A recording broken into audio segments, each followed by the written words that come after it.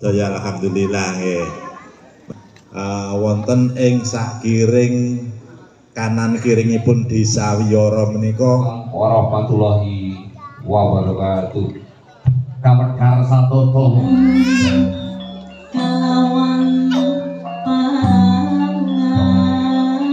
tirakat sabar lan narimo.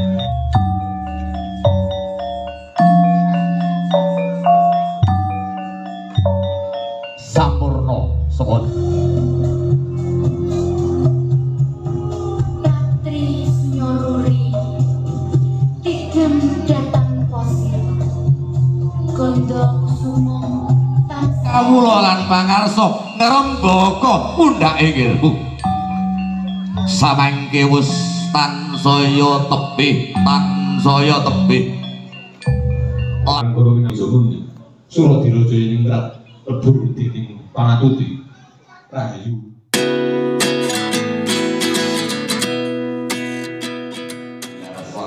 Kados dalu boten mokal lamun to song-song agung wonten kepareng ngapura ingkang tarima kasih matur. Oke, salam rahayu. Assalamualaikum warahmatullahi wabarakatuh. Salam adat, seni, dan budaya. Nah teman sahabat, dimanapun Anda berada yang saat ini sedang klik video ini, saya ucapkan banyak-banyak terima kasih. Malam ini kita mengikuti lagi acara Umbul Dongo Dusun Mojo Desa Wiyara yang digelar setiap 1 tahun sekali. Oke, untuk teman-temanku sahabat para sedulur dimanapun Anda berada, mudah-mudahan dalam keadaan sehat walafiat dan dimudahkan segala urusannya, dan yang sakit tentunya segera diberi kesembuhan. Entertainment Pak Du Entertainment Hari ini hari Kamis malam Jumat tanggal 8 Mei 2020. Terbangan apa tuntengan iki mau? Umbul Dongo Pak Bu Nasir napa? Dusun Mojo Tuntengan nggih. Niki nek jaman riyin Wiyara nika tuntengan ingkang kondang kali atas ler. Kali atas ler utawi Dunglemah. Iki sakniki pun boten wonten mesti diaturipun telas sedaya. Oke, tetap simak video ini. Bila ada sesuatu yang perlu dikoreksi atau informasinya kurang lengkap atau ada yang keliru, teman bisa sampaikan lewat kolom komentar. Tetap simak video ini hingga akhir. Terima kasih. Wassalamualaikum warahmatullahi wabarakatuh. Dalam-dalamnya awet panjenenganipun sampun memprakarsai kegiatan rutinitas yang dipun selenggarakan tahunan wonten mapan wonten ing sasi lungkang Jawi sasi lungkang utawi sasi selo nek arape napa niki Pak sasi jadi jangan apa dulu kaidah kita alhamdulillah yang dalu punika saged lumampah kanthi lancar kanthi rancak mboten wonten aral setunggal punapa. Mugi-mugi kanthi tujuanipun mekaten nggih, tujuanipun supados desanipun katingal resik indah. Jaman biyen menika sing diuri-uri pogeran ing sakniki sampun dialihkan arahnya sesuai dengan keyakinan kita masing-masing. Artinya zaman biyen nggih pendek menika kita kasus campur ke hindu-hinduan. Sakniki sampun paham terkait dengan ajaran agama ingkang toleransi sesarengan menika agama Islam pun nyembah dateng insya Jawine utawi selain Allah menika boten dipun alhamdulillah kanthi mekaten desa utawi lingkungan nggih katingal bersih, katingal indah. Lan menika kula suwun boten namung wonten ing Mojo, mugi-mugi nulari teng dusun Intunipun. menika mumpung wonten Pak Kasune wonten sedaya alhamdulillah nggih. Wonten ing sakiring kanan kiringipun Desa Wiyara menika kathah ingkang terjangkit penyakit demam berdarah nggih. Wonten Ngadireja, wonten Hadiluwih menika napa monggo menika dipun antisipasi supados mboten mlebet dumateng Desa Wiyara. 3 RT 2 RW 4. Mohon Pak RT-nya segera naik ke panggung. Juara 2 RT 1 RW 5. Juara 1 RT 3 RW 4. Kepada Pak RT atau yang mewakili untuk segera naik ke panggung menerima piala penghargaan. Monggo RT 2 RW 4, RT 1 RW 5 Pak Yitno, RT 3 RW 4 Pak Sigit.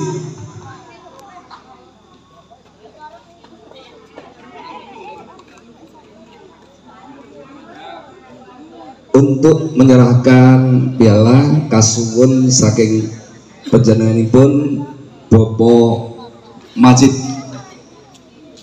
LPMD juara.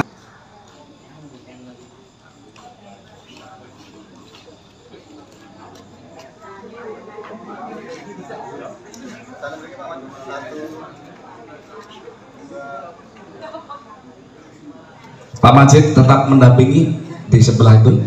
Juara 2 RT 1 RW 5 kagem panjenenganipun Bapak Kasun katuraken.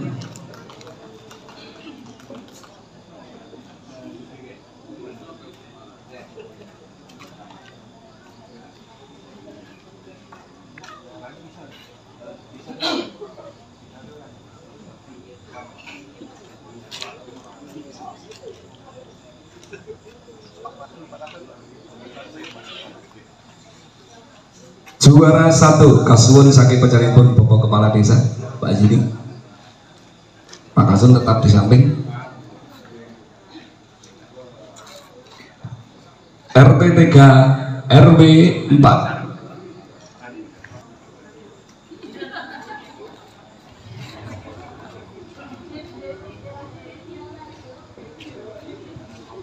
Foto bersama. Monggo Pak Yudi di samping. Oke, foto bersama rupiah.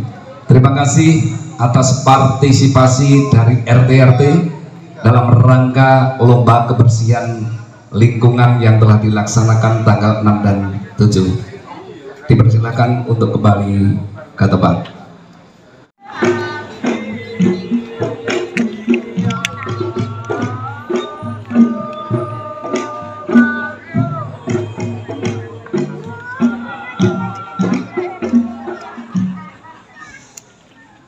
Satoko samapto makan wonten sak ngajenging Plataran Agung Kasukarambojo dinulu pandherek ingkang samya bumiring angiring pukan pusaka piwas simbol mojo ing sedya arsa nderek suwita pringkaran padusunan wedharing sedya satata samapto kapiatur sakmetahipun kunjuk ing priyagung. Bismillahirrahmanirrahim. Assalamualaikum warahmatullahi wabarakatuh. Kawilujengan kasarasan duwin kasantosan mugia rumentah dumateng sadaya titah. Nuwun kaparana kula marak suwan ngabiyantara wonten ing dalem ingkang ngasta pusaraning adil mapan wonten ing Karang Padusunan Mojo. Wigatosing perlu kawula sak brayat badhe handerek suwita mugia tansah anggayuh katentreman, kabagian tuwin karaharjan. Makaten wigatosin sedya mugia pinampi pasuwitan kawula. Matur nuwun. Assalamualaikum warahmatullahi wabarakatuh.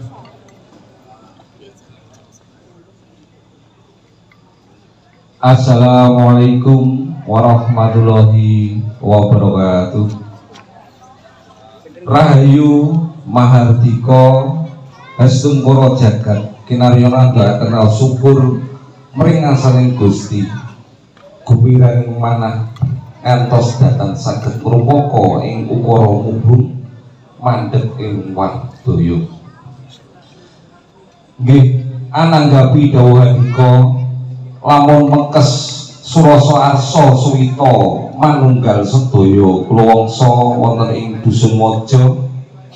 Kula minangka jejering pangarsa ingkang pinitaya manreh raja datan wingih ringa-ringa anampi pasuwitan panjenengan miwah kula wangsa ingkang sampun aprasetya saeka praya hanjurung lampahing wewangunan jiwa lan raga ingkang mekaten kisana monggo lamun panjenengan sampun golong kulong lahir trusing batin kasomenggaken sawetahipun mugia Gusti ngudayani sak kemah warga Gung Dusun Maja sirna sekateng mengala sak kemah para kawula manggih hayu rahayu niskala tinampi sawetahipun jiwa raga mugia Dusun Maja ayem tentrem gemah ripah karta tata tur raharja. Waalaikumsalam warahmatullahi wabarakatuh. Kamekar satoto titis wijang wijine rondo kang makaten kadya datang Sranta Purda Tumara ingkang kinatiran wadya wandowo kanggus angan diwujuding pusaka jangkep pasuwitanipun para kawula. Sigra lumaksa ringkah pring sringgih Gatrata.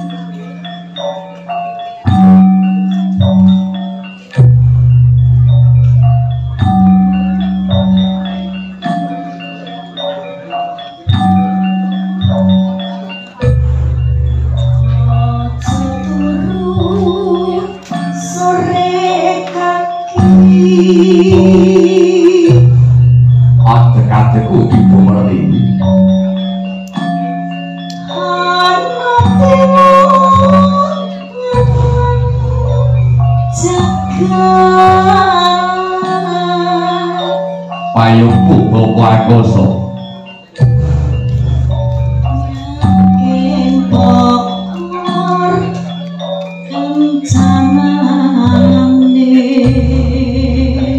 sedulurku ke Blapapak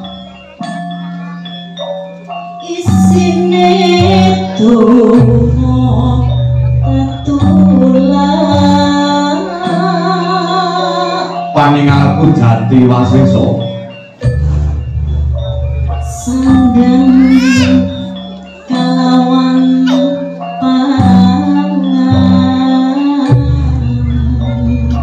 dudu wasesane manungsa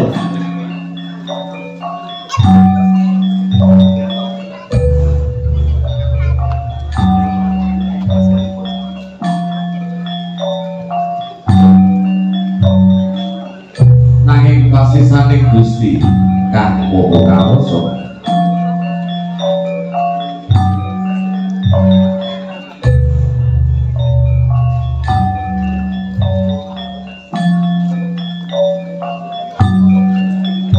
pitutur kang iso dijupuk saka isining tembang Asmaradana. Aja turu sore pagi yaiku awak dhewe aja seneng turu sore. Amarga wayahe iku mudhuning para dewa ingkang artosipun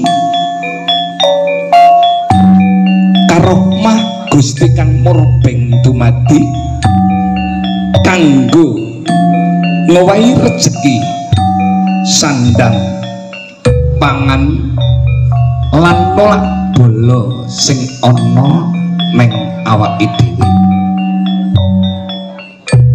Perilaku kuwi kalebu wong kang seneng tirakat, sabar lan narimo.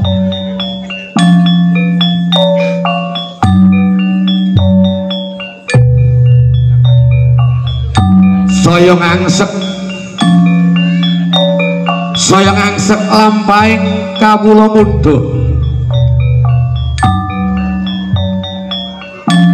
kangus angan pipiandel wujuding pusaka miwah simbol poing waja.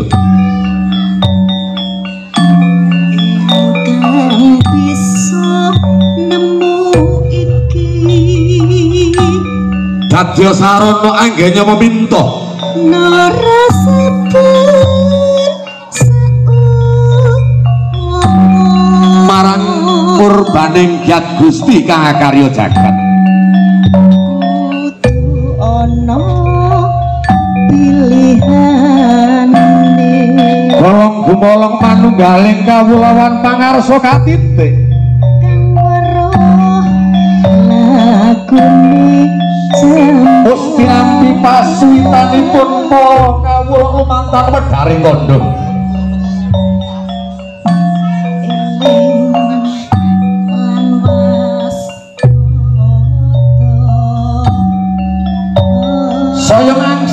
Saya ngangsek madyaning kandhaga wadhahing pusaka.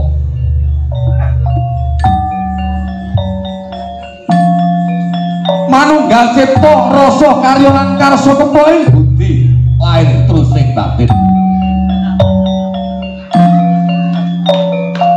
Manteng estining drasa juga kang sinidika.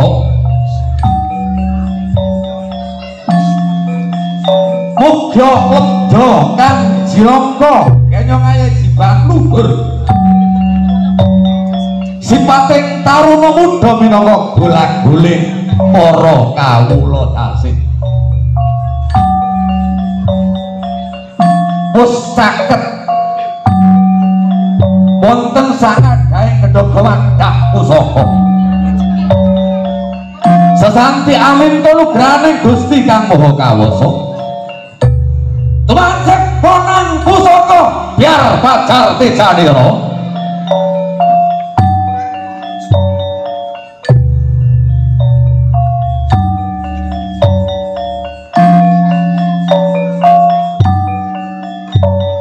Sampurna sabada kang jinangka. Kaya kemareng Kyai Darma nglarapaken jangkep ping sarana pasuwitaning para kawula wis mapan ana dununging kandhaga kaya wujuding kawula lan pakarsa nyawiji lair terusing batin. Anger kok lajune wangunan anggayuh kamuriwaning para kadang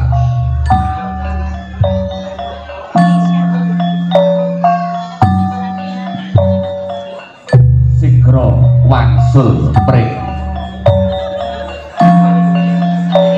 lataran agung manunggal tawan kenyong kumoho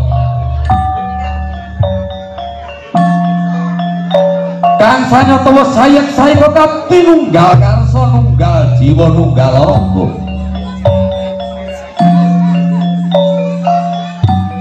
Kenyongan diwujuding sarana kang wis kawedhar minangka jangkeping sarana umbul donga mapan ing Karang Padusunan Maja.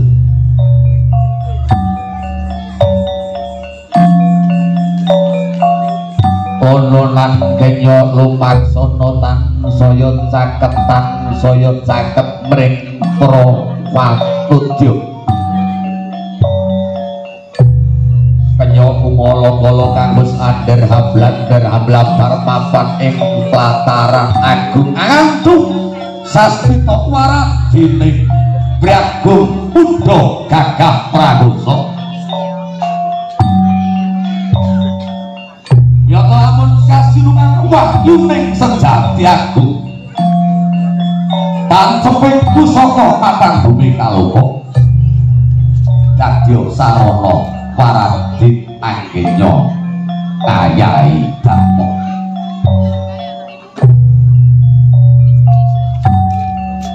dumiwis sawis tinartan sering caket manunggaling Joko Udha prenya kumala-kala nyari syukur-syukur mring ngarsaning Gusti Kang Maha Kawasa samangke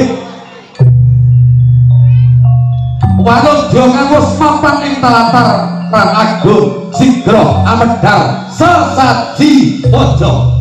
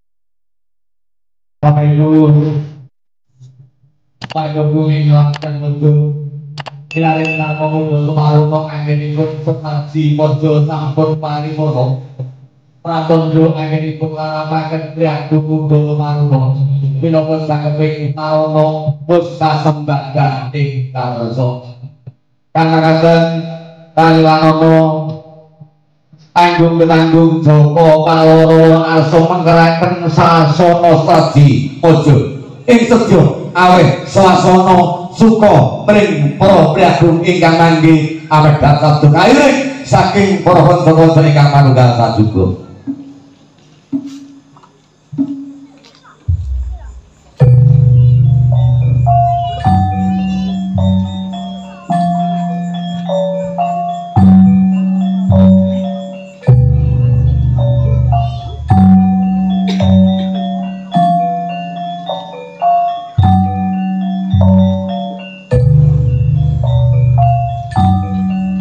Lamun sira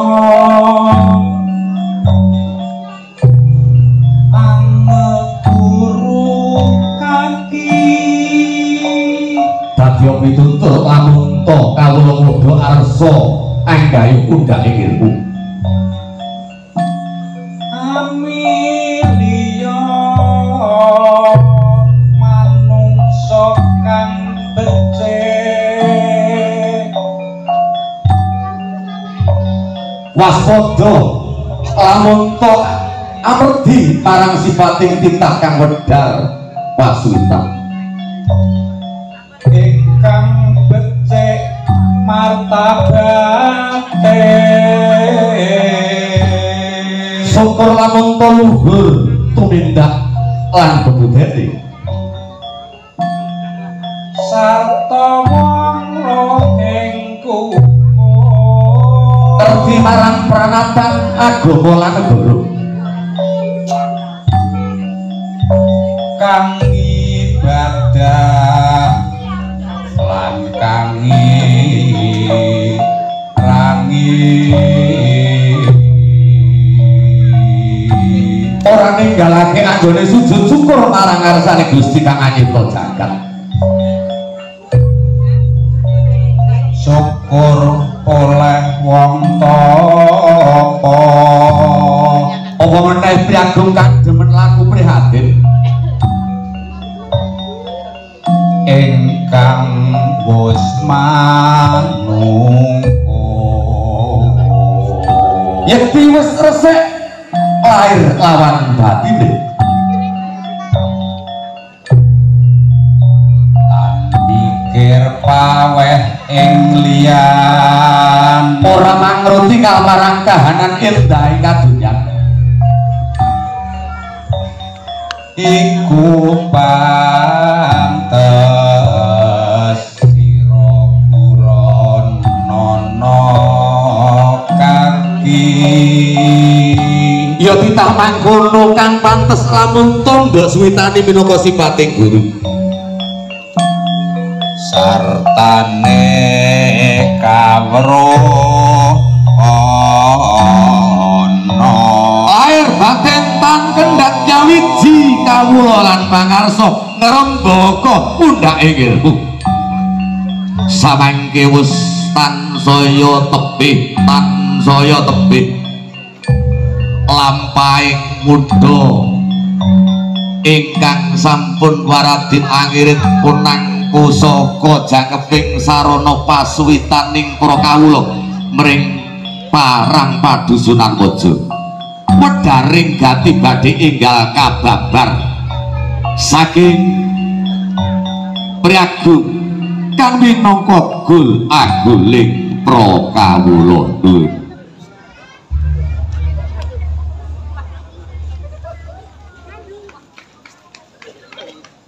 ikan palupi rahayu sagung dumadi rahayu men sagung saking dumadi ngarsanipun para sesepuh hati sepuh pepunden kinabekten para rawuh sinedaan kakung Sumawana Putri ingkang satuhu mestuti luhuring budaya Jawi pengingatan inggih bersih dusun ingkang kalajengaken kumpul donga. Wonten kalenggahan samangka kinarya petiting tata cara lekasing sedya diwaraning pondok.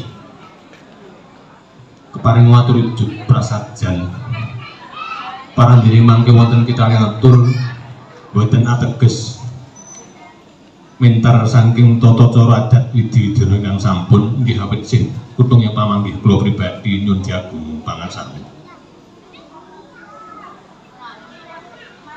Bismillah kanthi muji rahmating Gusti Kang Maha Suci. Murwakan wujud atur jeneng sengkala sakembaran. Nengkalane anggene warga Dusun Mojo tasakuran saha angadani nyambut damel serinten sedalu. Mugi ajat ingkang kerajap tansah rahayu kang tinemu sembodo kang sinedya jumbuh kang ginayuh puji kang sami piniji satemah kasembadan menawa dados sedaya gegayuhan. Parandina sancak candhanipun sekul bolong kalih kinarya pratandha taos pikurmat dumateng bumi kalawan toya. Bumi kang sampun kaprabawan kaliyan Bagindo Ilyas, toya kang sampun kaprabawan kaliyan Bagindo Kidir. Bumi kang dipun ambah warga Dusun Mojo saha toya ingkang dipun agem serinten sedalunipun dening warga Dusun Mojo. Ing pangajap mugia bumi kalawan toya tansah manunggal jati. Ugi tan prabéda manunggaling cipta rasa budi lan karsa. Parandene sekul golong sekawan minangka pikurmat sekawan kiblat 5 pancer 6 badan 7 sukma 8 ingkang wonten teling samudra pramila dipun uri-uri dipun wilujengi mugi-mugi mangsul ana rahayu wilujeng dhateng raga jiwanipun warga Dusun Mojo kademangan yara lumeber dhumateng karang kiringipun inggih awit sih palimirmaning Gusti ingkang amurwakani saderengipun Purwaka kapurwakan. Soho awit sih donga pangestu panjenengan sami ingkang sampun kasembadan rawuh wonten padusunan Mojo mriki.